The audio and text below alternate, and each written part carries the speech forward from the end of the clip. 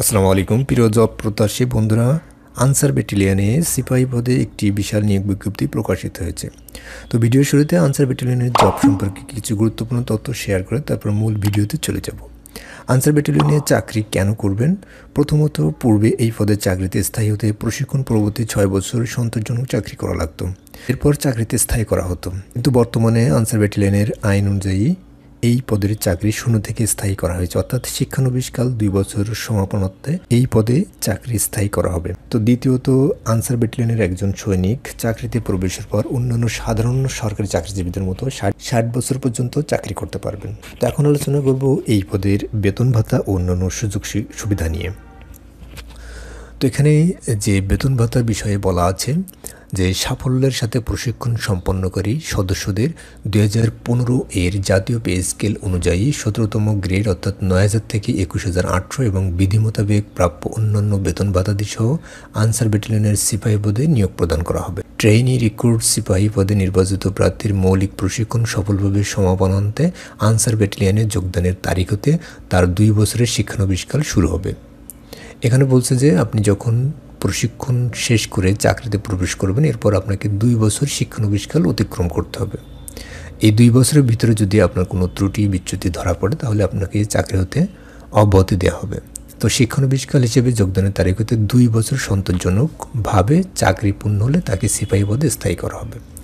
নিয়োগপ্রাপ্ত প্রার্থীরা বিনামূল্যে পোশাক সামগ্রী, ঝুঁকি ভাতা, চিকিৎসা সুবিধা এবং নিজ ও পরিবারের নির্ধারিত সংখ্যক সদস্যদের জন্য প্রাপ্যতা অনুযায়ী সরকার প্রদত্ত ভর্তুকি মূল্যে পারিবারিক রেশন প্রাপ্য হবেন।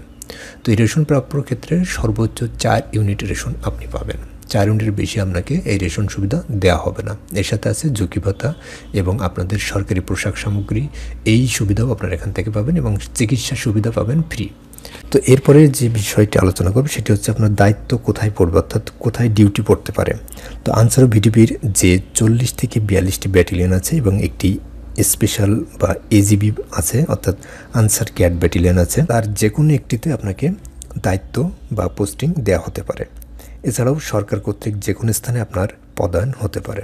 এখন আলোচনা করব আবেদনের যোগ্যতা, আবেদনের নিয়ম, বাছাইয়ের স্থান, প্রশিক্ষণ কাল বা সময় কতদিন, কোথায় প্রশিক্ষণ হবে এবং মেডিকেল লিখিত অন্যান্য পরীক্ষার বিষয়সহ ও অন্যান্য পরীক্ষার বিষয়। এখানে একজন আনসার ব্যাটালিয়নের সিপাহী পদে যোগদানের ক্ষেত্রে আপনাকে যে সকল ক্রাইটেরিয়া পূর্ণ করতে হবে সেটি হচ্ছে 12/4/2025 খ্রিস্টাব্দ তারিখে আপনার বয়স হতে হবে 18 থেকে 22 বছর এবং বৈবাহিক অবস্থা অবশ্যই অবিবাহিত হতে হবে। শিক্ষাগত যোগ্যতা আপনার এসএসসি বা সমমানের পরীক্ষায় উত্তীর্ণ হতে হবে। এখানে উচ্চতা লাগবে সর্বনিম্ন 1.676 অর্থাৎ 5 ফুট 6 ইঞ্চি এবং ক্ষুদ্র ও নৃগোষ্ঠী প্রার্থীদের ক্ষেত্রে 1.625 মিটার বা 5 ফুট 4 ইঞ্চি। আমি আবারও বলছি, উচ্চতা সর্বনিম্ন সাধারণ অন্য প্রার্থীদের ক্ষেত্রে 1.676 মিটার বা 5 ফুট 6 ইঞ্চি এবং ক্ষুদ্র নৃগোষ্ঠী প্রার্থীদের ক্ষেত্রে 1.625 মিটার বা 5 ফুট 4 ইঞ্চি। ওজন ন্যূনতম সাধারণ অন্য প্রার্থীদের ক্ষেত্রে 49.895 কেজি বা 110 পাউন্ড, ক্ষুদ্র নৃগোষ্ঠী প্রার্থীদের ক্ষেত্রে 47.173 কেজি বা 104 পাউন্ড। বুকের মাপ 81.28 থেকে 86.36 সেন্টিমিটার বা 32 থেকে 34 ইঞ্চি এবং ক্ষুদ্র নৃগোষ্ঠী প্রার্থীদের ক্ষেত্রে 76.2 থেকে 81.28 সেন্টিমিটার বা 30 থেকে 32 ইঞ্চি এবং দৃষ্টিশক্তি থাকতে হবে 6/6। এছাড়াও তালিকাভুক্ত আনসার ভিডিপি সদস্য ক্রীড়াক্ষেত্র অসামান্য কৃতিত্বের অধিকারী প্রার্থীদের ক্ষেত্রে অগ্রাধিকার দেওয়া হবে। এখানে সকল জেলা হতে সিপাহী পদে পুরুষ প্রার্থীগণ আবেদন করতে পারবেন। এখানে অনলাইনে কিভাবে আবেদন করবেন, আপনারা যে কোনো ব্রাউজার থেকে ansarvdp.gov.bd এই ওয়েবসাইটে প্রবেশ করে যে লিঙ্কটি থাকবে সেই লিঙ্কে ক্লিক করে আপনারা আবেদন সম্পন্ন করতে পারেন। তবে এই লিঙ্কটি 24 মার্চ 2025 খ্রিস্টাব্দ তারিখ থেকে 12 এপ্রিল 2025 খ্রিস্টাব্দ তারিখ পর্যন্ত সক্রিয় থাকবে। তো বাছাইয়ের স্থান বাছাই হবে আনসার ভিডিপি একাডেমি শহীদপুর গাজীপুরে। বাছাইয়ের তারিখ ও সময় হচ্ছে অনলাইনে দাখিলকৃত আবেদনপত্রে উল্লেখিত মোবাইল নম্বরে SMS এর মাধ্যমে জানিয়ে দেওয়া হবে। তো প্রার্থীদের মেডিকেল লিখিত পরীক্ষা কীভাবে হবে? নির্বাচনের ক্ষেত্রে প্রার্থীদের পর্যায়ক্রমে প্রাথমিক স্বাস্থ্য পরীক্ষা, লিখিত পরীক্ষা, মৌখিক পরীক্ষা এবং চূড়ান্ত স্বাস্থ্য পরীক্ষা গ্রহণ করা হবে।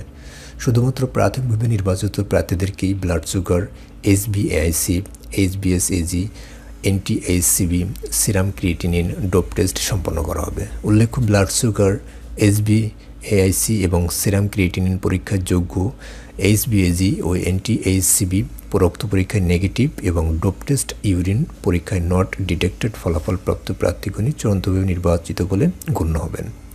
পরবর্তীতে পুলিশ ভেরিফিকেশন রিপোর্ট সম্পন্ন হওয়ার পর সঠিক তদন্ত প্রতিবেদন প্রাপ্তি সাপেক্ষে নিয়োগপত্র প্রদান করা হবে। তো এখানে কী কী কাগজপত্র লাগবে?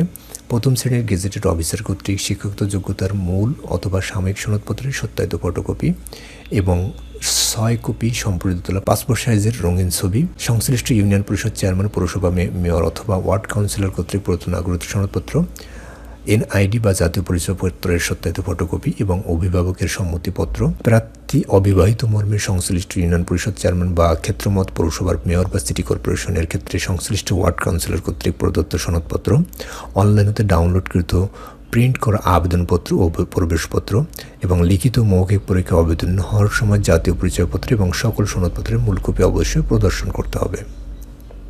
তো এখানে প্রশিক্ষণের স্থান, মেয়াদ ও সুযোগ সুবিধা কী? প্রশিক্ষণের স্থান হচ্ছে বাংলাদেশ আনসার ও বিডিবি একাডেমি। এখানে 6 মাস মেয়াদে একটি মৌলিক প্রশিক্ষণ অনুষ্ঠিত হবে।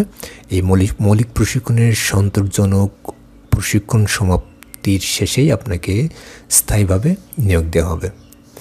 প্রশিক্ষণকালীন সুযোগ সুবিধা কি? এখানে বলছে যে প্রশিক্ষণকালীন বিধি মোতাবেক পোশাক সামগ্রী সহ থাকা, খাওয়া ও চিকিৎসার সুযোগ সুবিধা আপনারা পাবেন, কিন্তু কোনো প্রকারের বেতন ভাতা পাবেন না। তো এটি ছিল আনসার ব্যাটালিয়নের সিপাহী পদে নিয়োগ বিজ্ঞপ্তির সর্বশেষ আপডেট।